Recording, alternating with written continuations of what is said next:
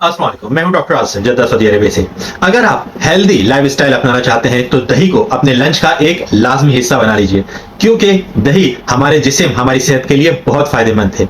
दही में मौजूद प्रोटीन्स, विटामिन और मिनरल्स हमारे मसल्स, हड्डियों को मजबूत बनाने और खून को पैदा करने के लिए बहुत जरूरी साबित होते हैं। इसी तरह पेट के बहुत सारे मसाइल, मसलन गैस और कब्ज वगैरह में दही बहुत फायदेमंद साबित होता है। अगर आप अपनी स्किन को ग्लो, शाइनी बनाना चाहते हैं, दाग धब्बों से साफ रखना चाहते हैं, तो दही का इस्तेमाल जरूर करें। दही में मौजूद लैक्टिक एसिड एंड प्रोबायोटिक आपकी स्किन को नेचुरली ग्लो देने में बहुत मददगार साबित होते हैं।